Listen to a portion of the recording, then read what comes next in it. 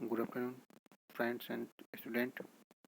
आज हम nervous system का ब्रीफ डिस्क्रिप्शन देखेंगे। आइए सबसे पहले इंट्रोडक्शन शुरू करते हैं। What is the introduction? Nervous system is the chief controlling coordinating system of the body.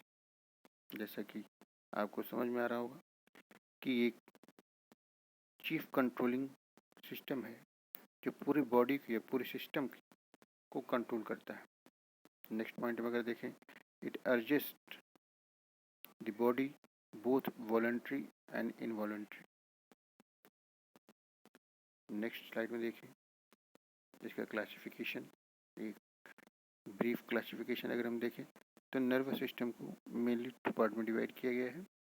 पहला central nervous system and second is the peripheral nervous system. Then nervous system means central nervous system again divided into two parts, brain and spinal cord. Then peripheral nervous system again divided into two parts, motor neurons and sensory neurons। उसके बाद motor neurons को भी to part में divide किया गया है, somatic nervous system and automatic nervous system. उसके बाद ऑटोमेटिक नर्वस सिस्टम को डिवाइड किया गया सिंपैथेटिक एंड पैरासिम्पैथेटिक। एक ब्रीफ क्लासिफिकेशन है जो कि इम्पोर्टेंट भी है, एक बेसिक डिस्क्रिप्शन है जो कि एग्जाम के पॉइंट ऑफ व्यू से बहुत इंपॉर्टेंट है। नेक्स्ट देखें, function of CNS. Sensory input means gathering the information to the monitor change occurring inside and outside the body। Means ये इंफॉर्मेशन जो सेंसरी इनपुट है इंफॉर्मेशन को कलेक्ट करता है, पहला फंक्शन है। दूसरा है integration means to process and the interrupt the sensory input and decide if action is needed। मतलब कि ये इनपुट ये इंफॉर्मेशन को देखेगा, उसके बाद फिर वो डिसाइड करेगा एक्शन लेना है कि नहीं लेना है। मोटर आउटपुट जो इंफॉर्मेशन ली गई फिर उसको उस पर आउटपुट भी देना रहता है, तो इसका काम है मोटर आउटपुट, मोटर का काम है। मोटर न्यूरॉन्स की हम डिस्कशन अभी बाद में करेंगे। इसमें देखिए मोटर आउटपुट में response to integrated stimuli, the response activate muscles और ग्लैंड। देखिए फिर कि nervous system how many type of the cell present in nervous system. Then mainly two type cells present होते हैं। पहला neurons that is the structural and function unit of the nervous system and second is का क्या है neuroglia. Neuroglia क्या है, ये support और द मेंटेन दी न्यूरॉन्स, ये न्यूरॉन्स की सपोर्टिंग और उसको मेंटेन में भी हेल्प करता है। नेक्स्ट अगर देखें तो डिवीजन, डिवाइड किया गया ऑटोमेटिक नर्वस सिस्टम को, तो कहाँ पे पैरासिम्पैथेटिक और कहाँ पे सिंपैथेटिक, किस किस ऑर्गन्स पे इंटरनल ऑर्गन्स पे क्या क्या एक्शन होता है, और वो इस डायग्राम में दिखाया गया। जैसे कि आई, अगर इफ़ द प्यूपिल डायलेटेड, अगर प्यूपिल डायलेटेड है तो कौन सा एक्शन है सिंपैथेटिक। अगर प्यूपिल कॉन्ट्रैक्ट हो रही है तो पैरासिम्पैथेटिक।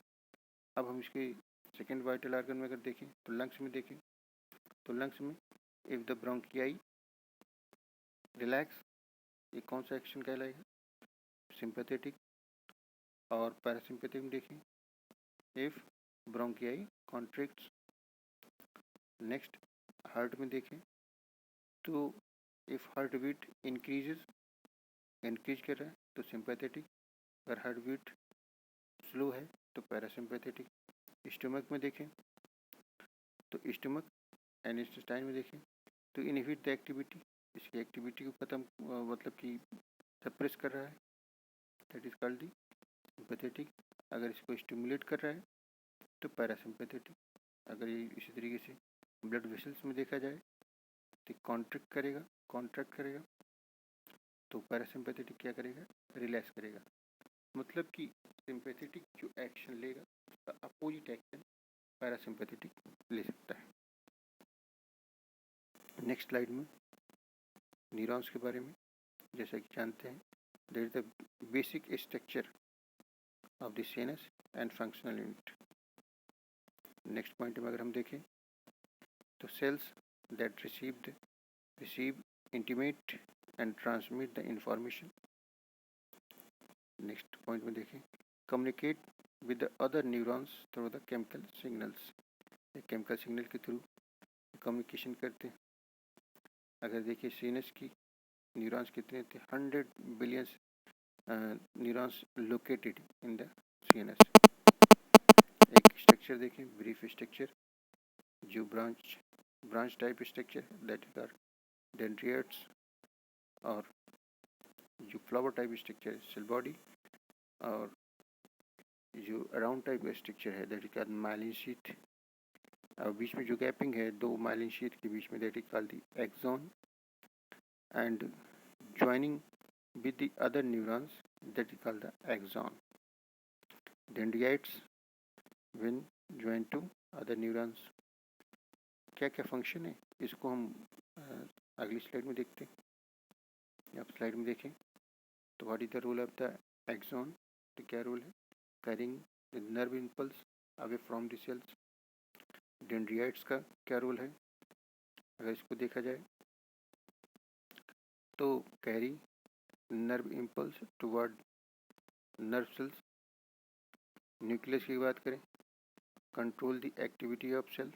माइलिन शीथ की अगर हम बात करें तो माइलिन शीथ का क्या फंक्शन है, तो आपको protection of the nerve fibre, insulation of the nerve fibre, increases the rate transmission of nerve impulse.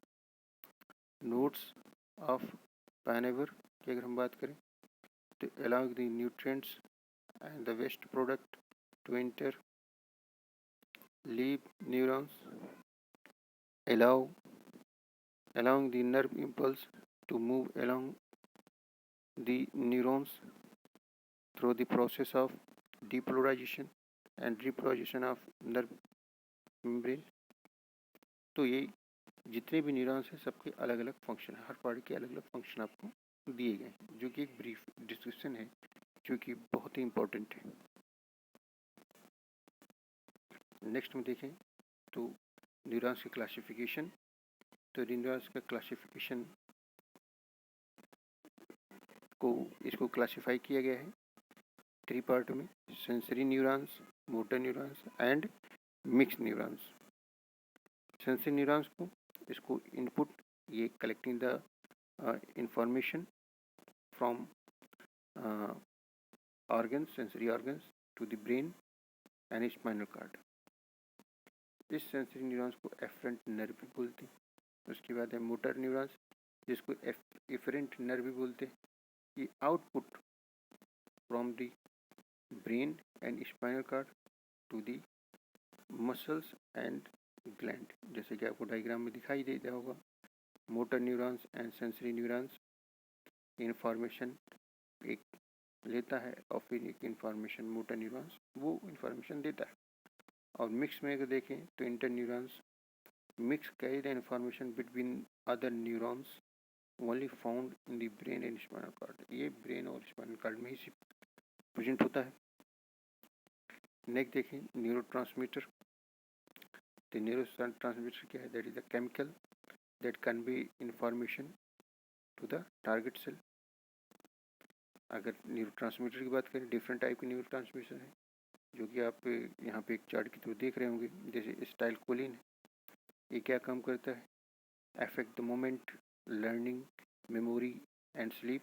Dopamine की अगर हम बात करें तो attain the learning, regulation of moments, coordination, emotions, ये इफेक्ट करता है, ये रिस्पॉन्सिबल होता है उसके लिए। अगर नॉरएपिनेफ्रिन की बात करें तो affect the eating, regulation of mood, cognition,